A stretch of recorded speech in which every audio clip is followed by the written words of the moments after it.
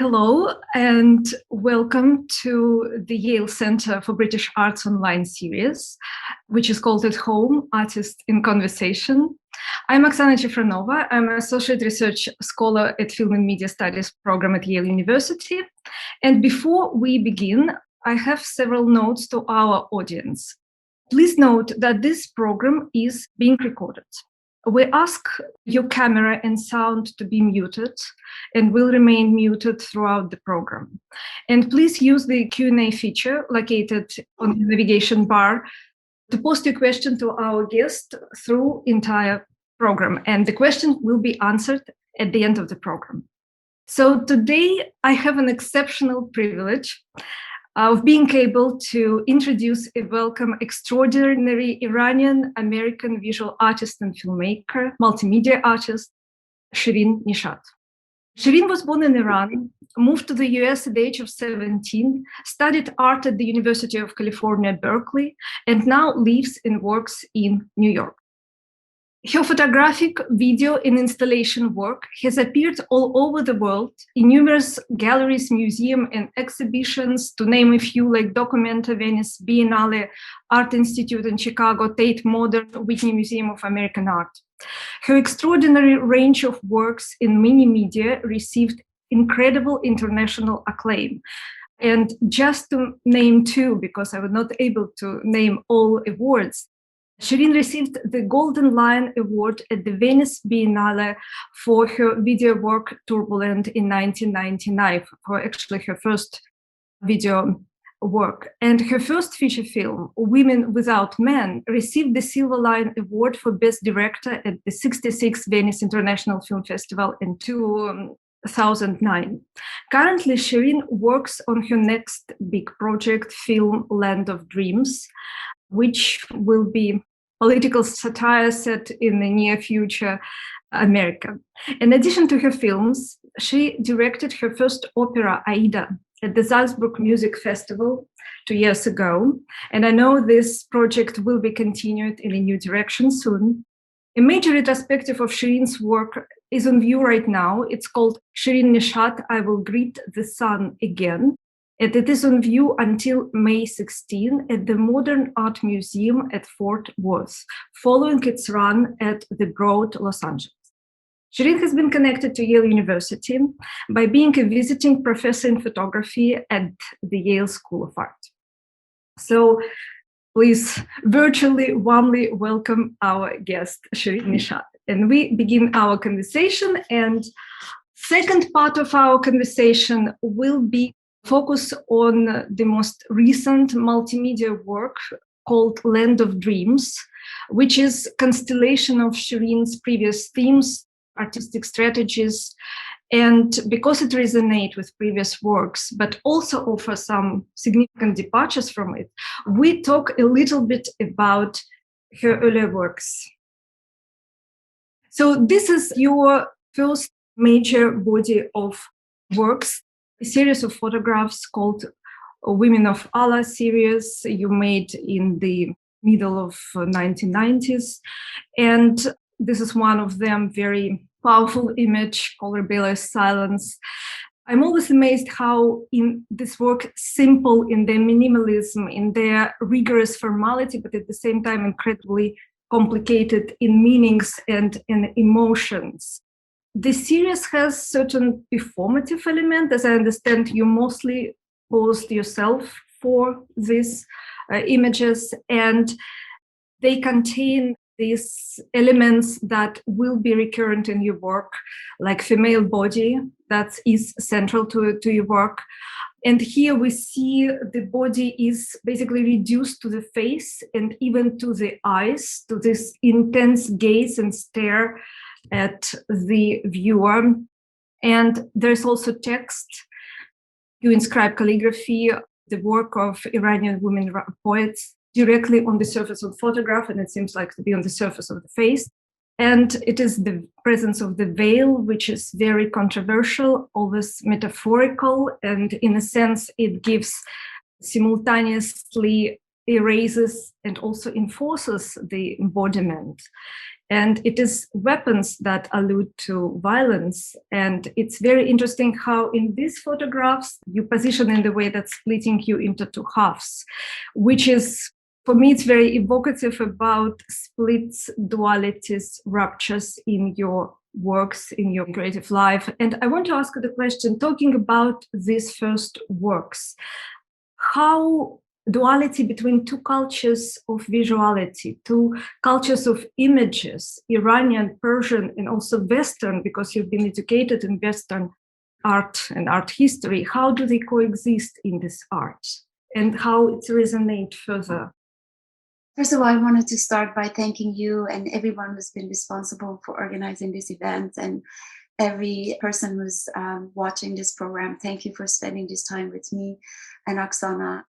Woman of Allah is a major complex project for me, so it would really need a lot of time for me to explain. But with Woman of Allah is the first body of work that I've ever started as an artist. And really, since then, everything I've ever done has been driven by sort of a personal urge. And I can define this work as a way to return to my country that I'd been absent for about 11 years and trying to comprehend the Islamic Revolution that transformed the country inside out. And specifically, I was very interested in the concept of martyrdom that was so popular before and after the revolution, and it became almost institutionalized by the government in a way that this religious fervor, this rhetoric of obsession with death and the life after death became a kind of ideological, philosophical basis for many extremely religious people, of course, not all people.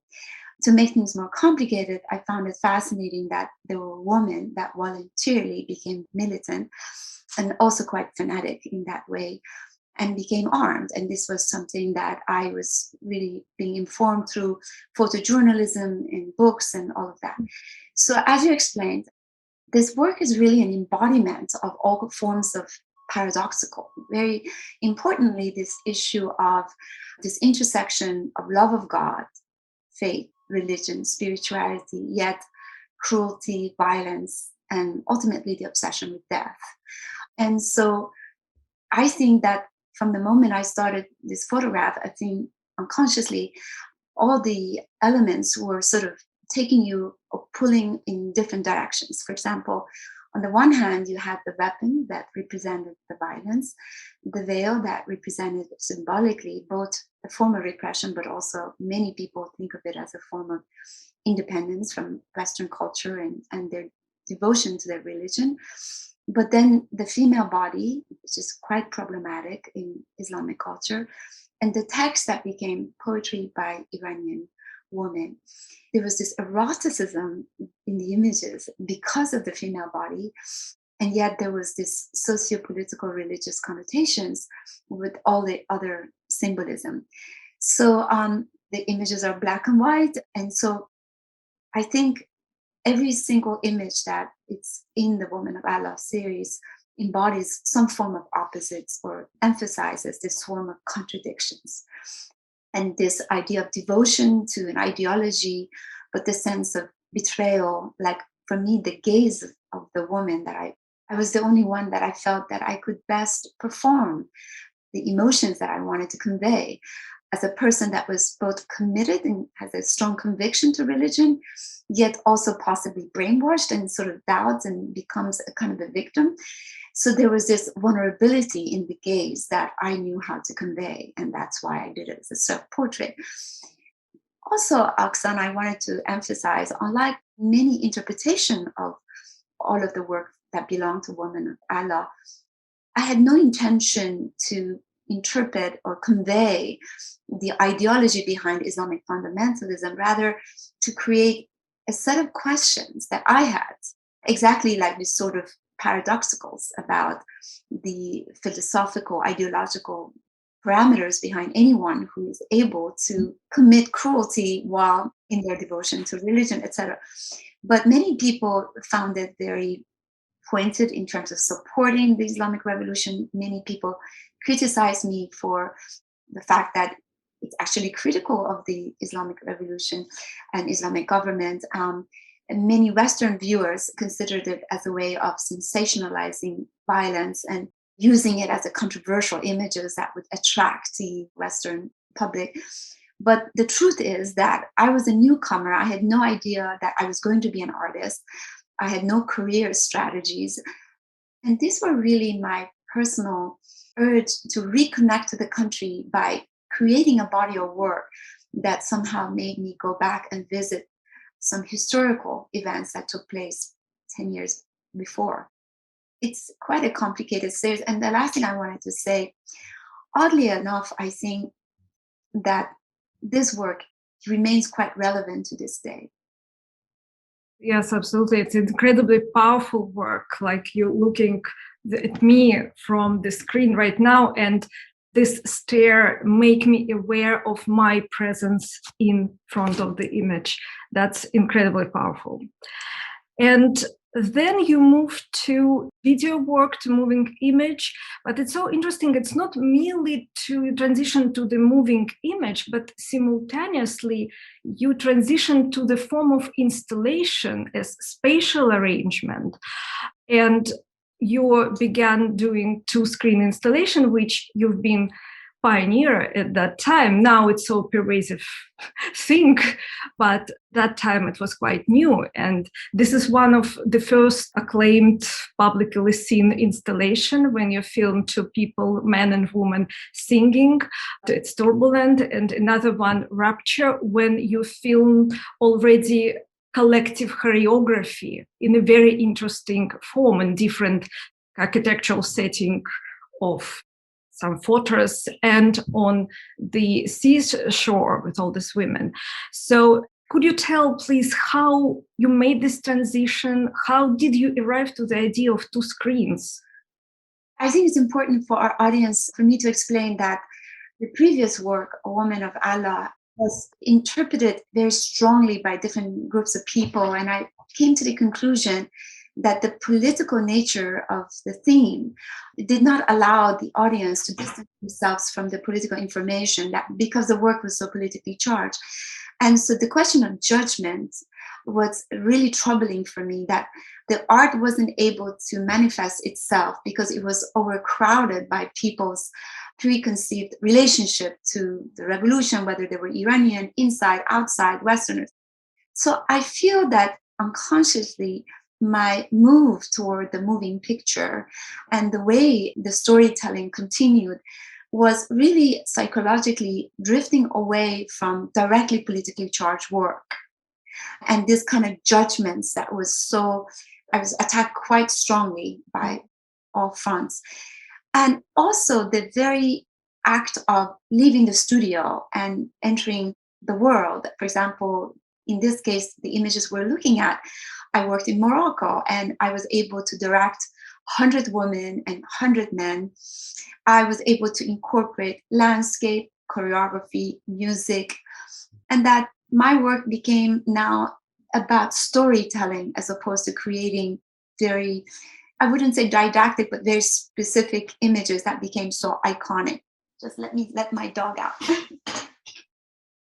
And so the other important factor was the use of architecture and landscape in my work, because in the photographic series, there was absence of landscape. And so also the sheer experiments with the moving picture was an opening of a door for me of a new territory. And I had no idea that I was so passionate about the moving picture. And this became my new obsession. But with Rapture, the images that you're looking at, I really have to say that for me, this was also like a kind of a dance choreography. You know, it was about the relationship between the body movements of a group of men within the construct of a fortress that became extremely of a masculine space versus a group of women that always were in nature. And the formations were circles and triangles, and the work became very lyrical, very poetic, and still charged with conceptually, I think, very feminist work in a way that for those friends who haven't seen this work, they were about a group of men enclosed, always entrapped within this cloister. But the women found themselves at the beginning at the desert and eventually moved toward the ocean or the sea, and a few left on a boat and drifted away. And so this journey, this migration, whether it was an act of suicide or whatever that departure was, it was a courageous act of taking their lives, their destiny in their own hand. So there was all this meanings behind all of the visual events, but much more enigmatic. Mm-hmm. And I think this was directly my reaction to where I was coming from with Women of Allah. However, the form of opposites continued. Men versus women, nature versus a built landscape of the cloister, and men who were conformist and women who were rebellious. And if you go back to the previous shot of Turbulent, a man who sang this beautifully classical music in front of an audience, and yet a woman who performed to no audience, but broke every rule of the music and ultimately became the victorious one.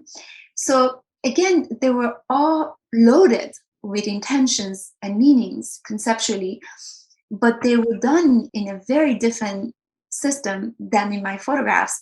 And I grew to really despise still photography as a way that they became objects.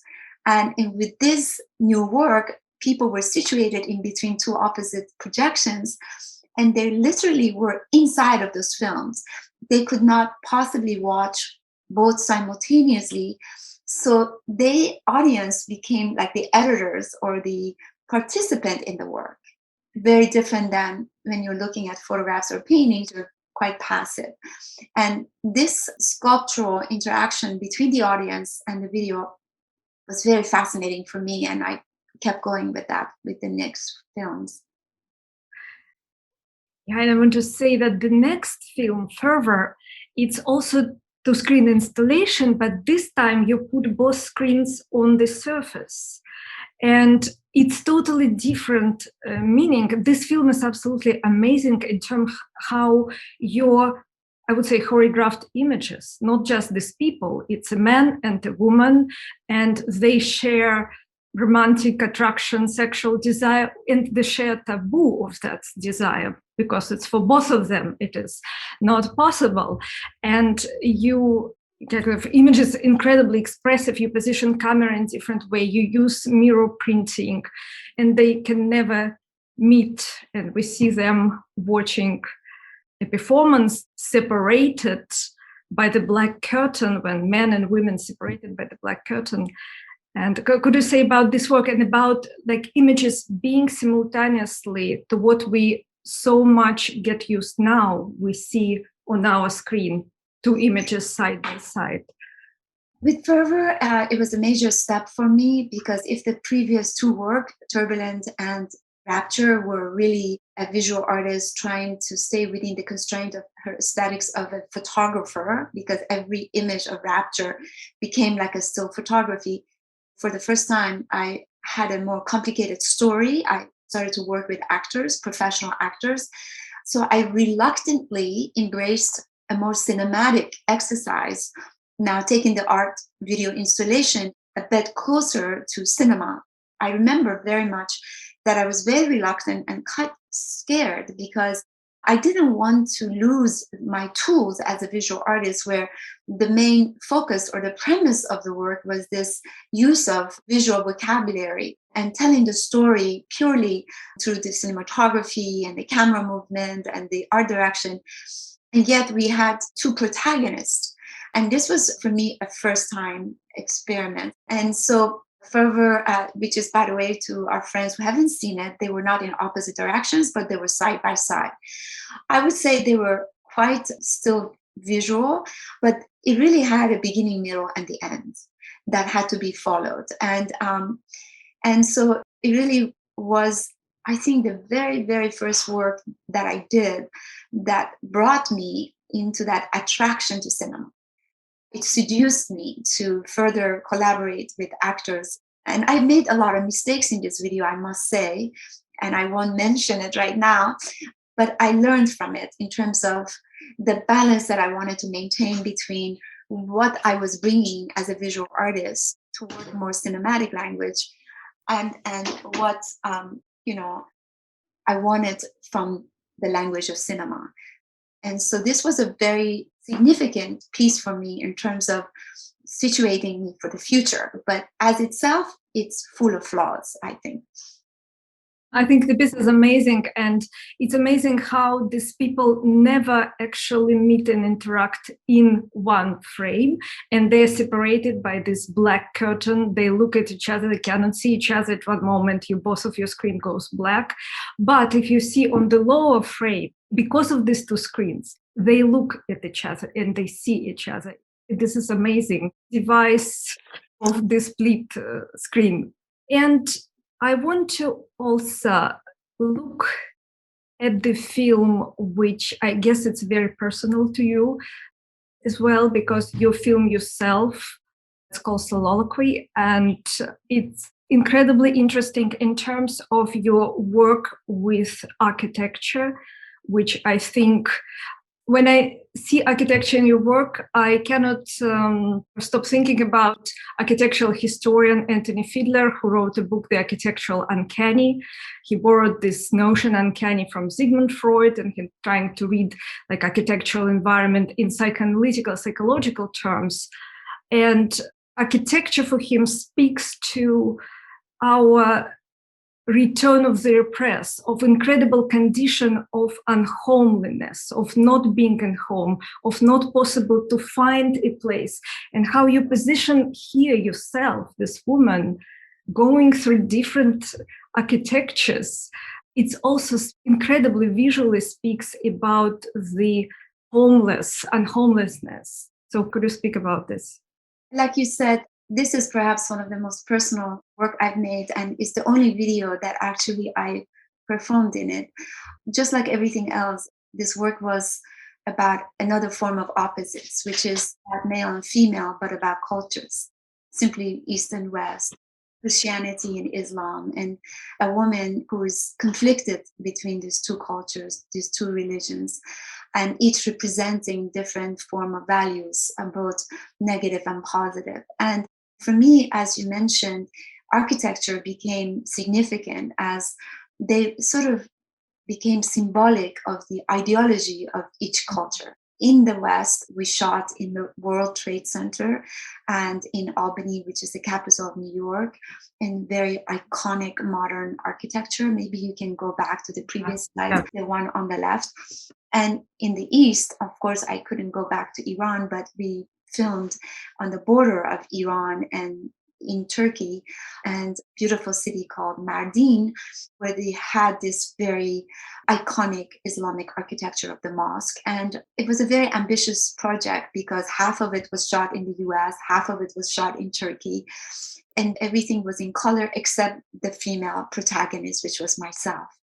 And it's a very purely a poetic piece, but it's again loaded with my relationship to the Western culture, a culture that I've lived longer than in my own country by now. And then my relationship to Iran and the sense of kind of a suffocation, the oppression that doesn't escape us as Iranian, and how religion has ruled our lives and sort of deeply in our psyche. And yet how foreign I feel toward Christianity, and how alienated I feel in the Western world, in America, as a foreigner and always an outcast. So in a way, this protagonist, which was a projection of my own experience, is feeling a sort of an outcast in both worlds, not quite at home in any given spaces, architectural and cultural setting. And she's running from both directions. And I have to say that this was made in 1999, but this story, this narrative still continues to this date, where I'm still feeling like I'm constantly emotionally, psychologically, politically conflicted between my American and Iranian identity. I've never been able to resolve this duality. And so this piece is deeply autobiographical in many ways. And I think when we come to The Land of Dreams, the later work, it returns again in 2019.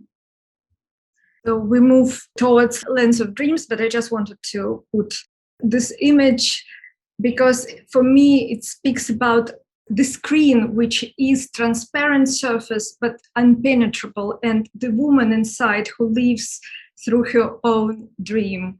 And you gesture back to Maya Deren, which I guess is some of the inspiration. So we moving to Land of Dreams, which is a big project.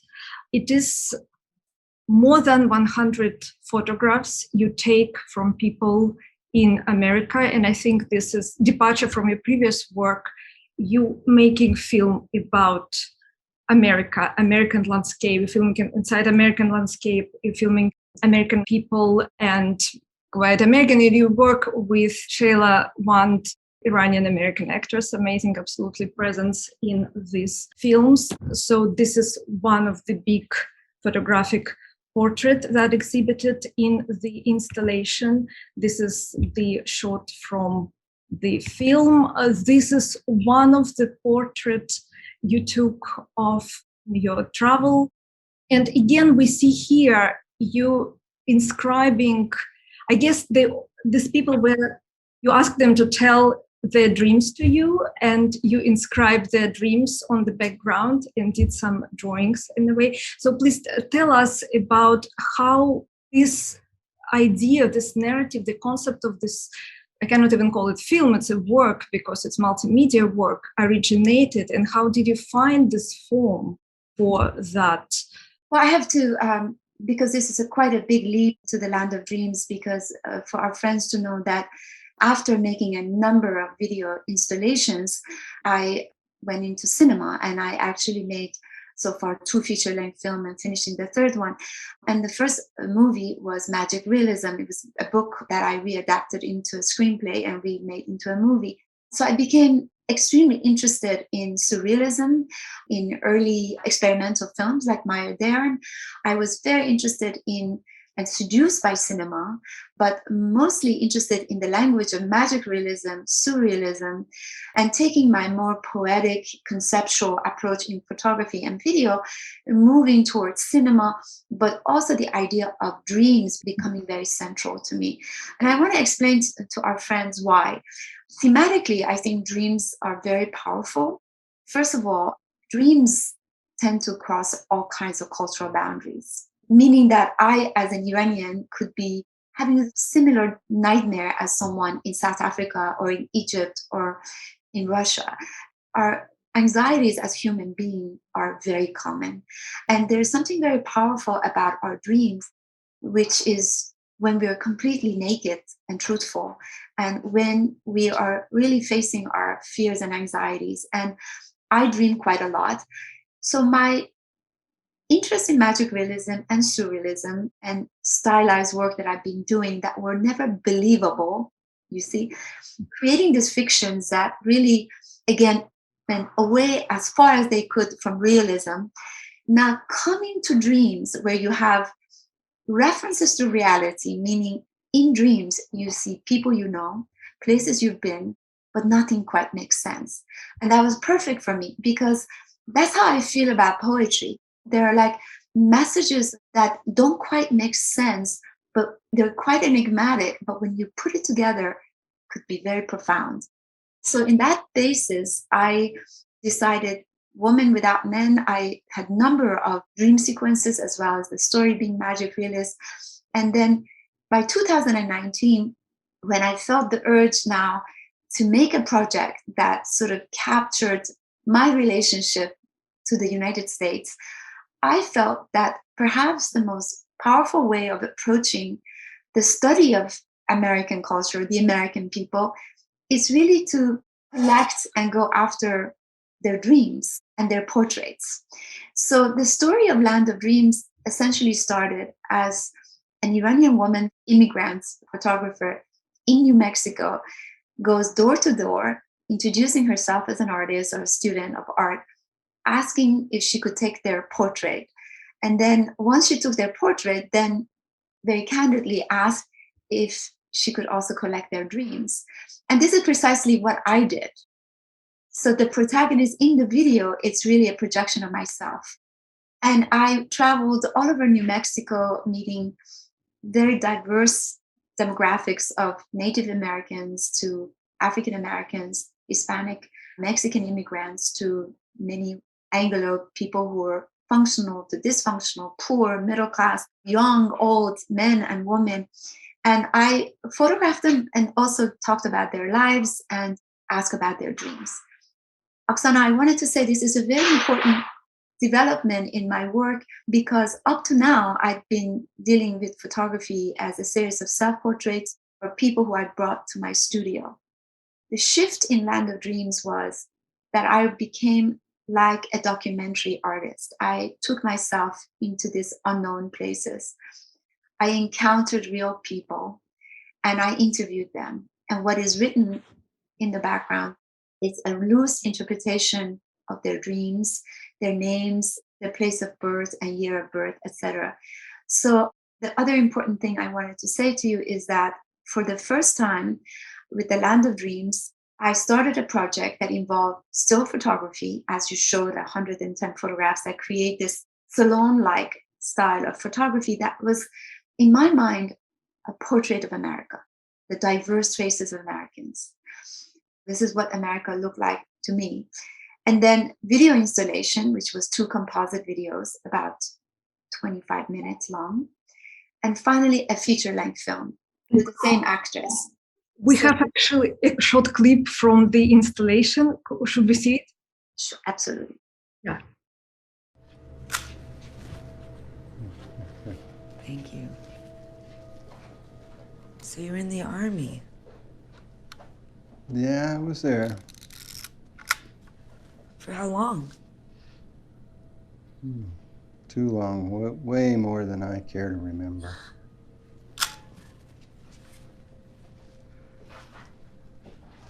Some really amazing photographs. Yes, I was there for that one.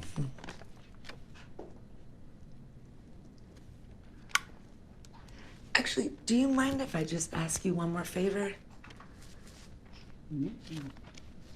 I guess so. Would you tell me your last dream?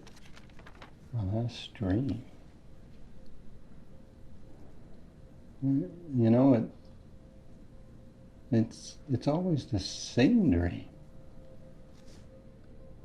Same place, same time.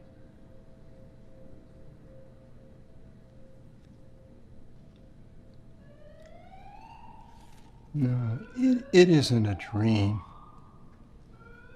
It's a nightmare. There's this whitish blue light that shoots across the sky, you see.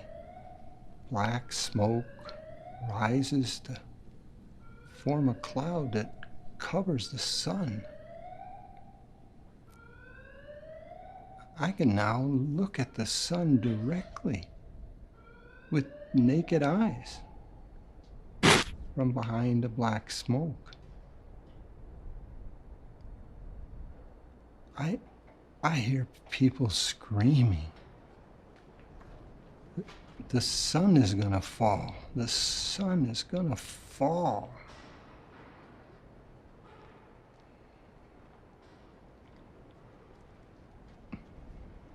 A strong wind sweeps across the land. The air is full of dust and flying objects.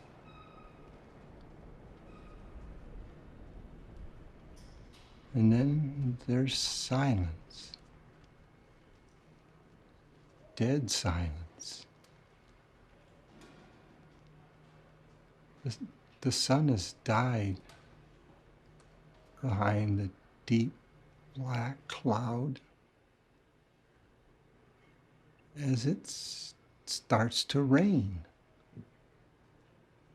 Black rain.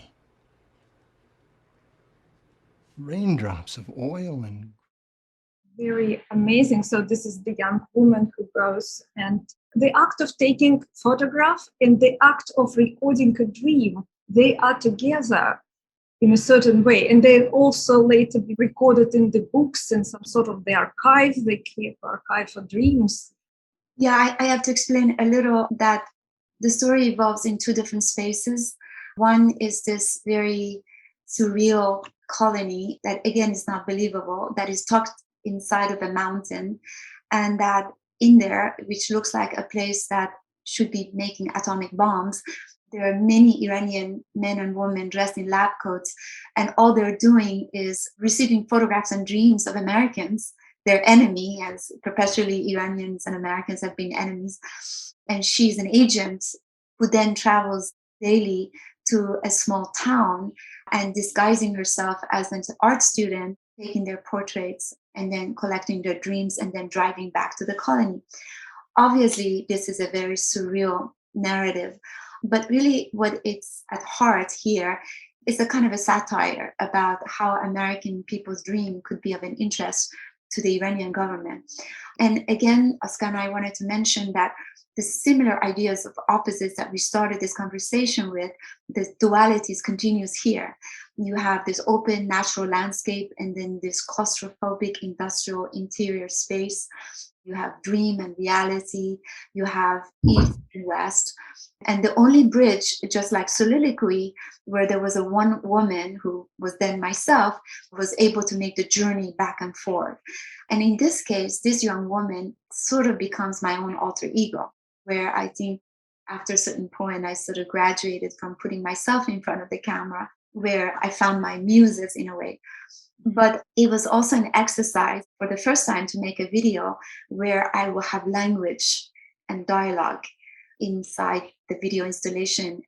We need to move to questions from the audience, but just very, very briefly, because this is becoming full feature film that you're finishing working now with the same protagonist, the same story, and it's in color. It's a very beautiful work with color and composition, and it's again photograph, and it's amazing image that she's putting these photographs directly in landscape, creating some sort of installation out of this environment and these images. So if you want to say a couple of words about the film, we will move to there could be a lot of confusion about the movie versus the video. The video was shot in 2019, and the movie was shot during the pandemic in the fall of 2020, and it was again with the same actress, Sheila Rand, but it's fully scripted story by Jean-Claude Carrier, who's a very well-known scriptwriter from France, who unfortunately passed away recently. And again, she's collecting people's dreams and taking their portraits, but actually she works for the American government. And the last thing I want to say about the overall Land of Dream project for our friends is that I think there is something very beautiful about this poetic relationship between photography and dreams. Photography seems to be about freezing a moment, capturing a moment, making it permanent, where dreams are so impermanent and they vanish so quickly. They're so ephemeral. I just love this relationship between the two. Anyway, now we can go to the questions. I know we're running out of time. So the question about the music, about your multimedia exhibition at the Serpentine Gallery in London during the 90s, and you included lovely songs by Miriam Dayham. Have you worked with her since then? And which exhibition was it back then in the Serpentine? Well, whoever wrote that message must be around for a long time, because this exhibition was in 2000 or 2001. Suzanne Dahim is the singer, and this is actually Turbulent, and she was the singer in Turbulent and the composer for Rapture and Fervor and several of my work. We have all moved on. That's a long time ago, 2000. And we are still very close friends, and we have worked a number of projects. I'm not currently working with her, and I've moved on to collaborate with other composers and musicians, but she's still a very dear friend. There is also a question asking you to talk about music and soundscape in your feature films. How do you layer sound, music, chanting, how it's evolving, and how you make these choices? It's a really excellent question. My relationship to the understanding of sound and music and how to use it has evolved over the years. At the beginning, I used a lot of music and it just was nonstop, you know. Then with Women Without Men, I learned the importance of silence. And then when the music comes, it could be very emotionally charging. Back-to-back music seems to be overly manipulative of the audience emotions and relationship to the picture. And then I worked with Ryoichi Sakamoto in Women Without Men. And then I made an entire film about looking for Oum Kulthum, was about an Egyptian singer. So it was all about music and relationship to this incredible, iconic musician. And now in the current work, as we're trying to finish the post-production, again, this question comes about this balance between silence and music. And why does the music come? Is it comes to heighten the emotions because you're narratively in trouble and not able to deliver, and therefore you need the help of the music to convey the emotion? Is it the mood? Does it help? And so it's really a very seductive thing to have music all the time, but one has to really work on this exercise of not having music all the time. And this is a big challenge because I think in Hollywood, they use a lot of music, but I think in more auteur filmmaking, you know better than me, filmmakers are more reluctant about using too much music. So it's been a real process, and I'm really in the middle of it now these days with this new movie. Another question about the Land of Dreams series, writing that it's very powerful works. I would like to know about the paintings in the background of the photos, as they look like the Persian paintings from traditional and canonical books of the King's Letter. I appreciate if you would talk about the juxtaposition of pictures from people around the world, the inscription of their stripes in Persian language and through Persian calligraphy in the Persian paintings of Shahnaim. I have to explain that I think this was the first time I ever did inscription of calligraphy on Western subjects, because up to now, my subjects were either Iranian or Middle Eastern, Arabic, Egyptian, or from all over the Arab world. And I was always wondering how it would be like to write Persian Farsi text on the faces of the Western subjects. And as you can see, it didn't go on the faces, it went on the background. And maybe this is because my interpretation is the distance I felt between myself and them. Now, it's an excellent question. The illustration comes from, there's this very rare book that we were able to find in the library in Tehran, that one of my friends, one of the people who works with me at the studio, was able to photograph at the library in Iran, which is basically an ancient book of a mythological way of interpreting dreams. And in those images, just like a lot of us when we dream, sometimes we see strange creatures, animals that don't make sense, you know, half cow, half snake, or whatever. So they are very rare and strange creatures that show up, and they all have symbolic meanings. So when I collected people's dreams, let's say the dream was about falling, or about dying, or about flight, or whatever was the general nature of their dream, then we return to this book that had categories of different type of dreams. So we took the illustration and the text and the subject's dreams and just incorporated it. In fact, what we're doing downstairs is doing some of that work at the moment. And I felt that aesthetically, it was an interesting development in my work, because usually it's only writing, but to have incorporated illustrations, I did that in the Book of Kings, which was back in 2011 a little bit, but it really fit the purpose. And so I wanted to explain to my friends that I'm always balancing the content with also the aesthetic intervention, what looks good, what feels right. Another question about dream. Can you talk more about the significance and importance of dreams in precisely Iranian and Persian culture in comparison to dreams like for surrealists? What is the difference, or what is maybe common from the cultural standpoint? I think dream catchers and dream interpretation exist in every culture, from the Native Americans to India to South America to Iran. So dreams are interpreted very differently in different cultures. I'm not so sure exactly what is the relationship of Iranians to interpreting dreams. Again, I want to remind my friends that I haven't lived in Iran for years and years and years.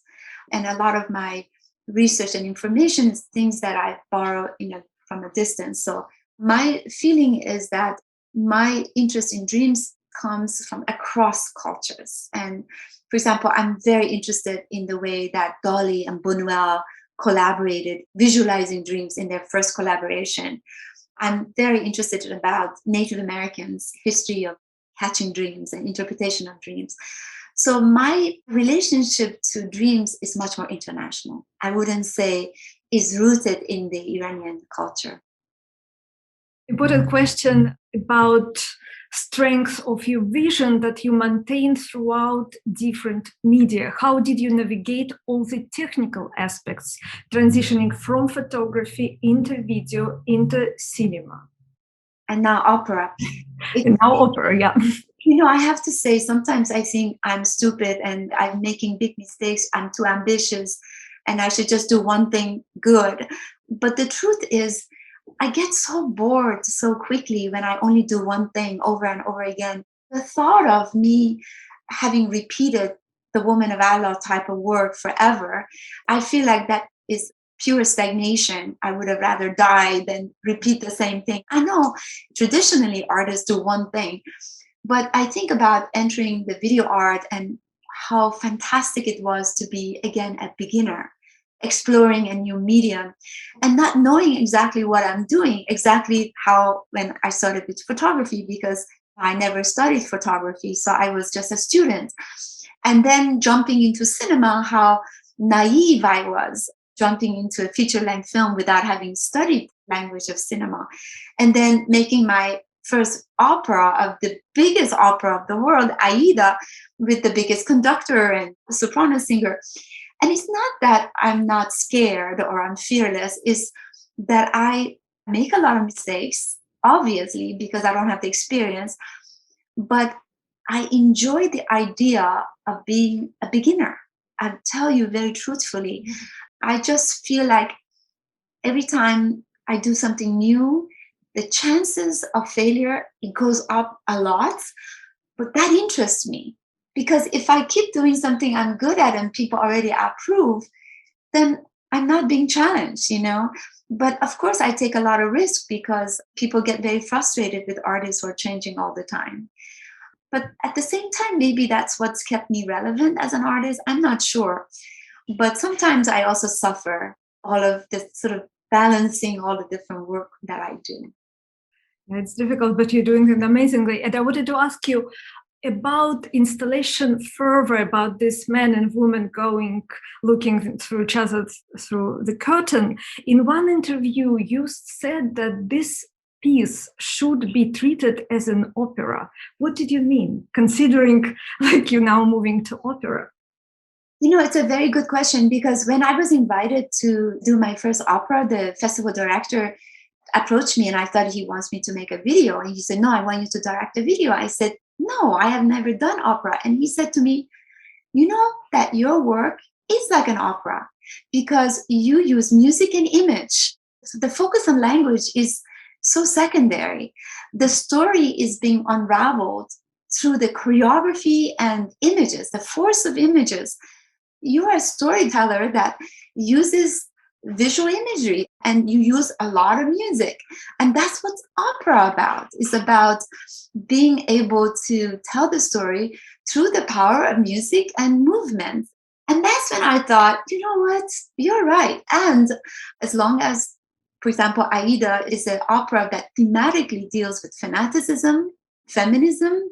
Main character is an outcast, is a slave. It's a very complicated political piece. So it had all those ingredients. So yeah, I think that's what it was, is the use of the force of music and images together. That's opera. Yeah, that's true. But are you going to use, because I saw some images from your next project of Aida, are you going to use your own projection of your own pieces on stage as a background for? So I just very intimately, I share with this audience that my first experience when we opened up Aida, it was a pretty ambitious project and it was received quite well, or also criticism that it was very minimal. And I think that part of that was my fear of overdoing it or bringing too much of my own signature as an artist into the opera, where people should be focusing on the music and hearing the singers. And so I held back a lot, other than this very beautiful architectural stage that was really, I think, was also a very rare edition of Aida, which is usually very stereotypical and cliche. But I think that when I look back for the future, I realized that now I need to bring a little bit more of me and my own signature as an artist to the next edition. And that's precisely what we're doing. We're incorporating film, and I'm doing much more, bringing the elements of the film on the stage without saying too much. That is very interesting. So a couple of last questions. One viewer asking about powerful image of yours, a woman emerged from a tree. What does this mean? I guess it's referred to Tauba, to the piece of Tauba. Yeah, I mean, it's a very interesting question that I have found that subconsciously I keep returning to certain images. Let's say woman flying, woman floating in water, woman inside of the tree. There's something about the relationship of woman and nature that I can't explain, that there's something very powerful about that. But I should also explain Tuba. It comes from the Quran. It's a mythological tree of Tuba. It's something that is a feminine symbol. One of the only feminine symbols in the Quran is a tree that is upside down, and it is a female. And I've done a number of work like Mahdoht and Tuba. There's a sacred tree. So I've had this obsession with incorporating women or embodying them into nature in a way that they're fully integrated. Some of you have seen Women Without Men. Zareen floats in the water, submerged in the water, becomes one with nature.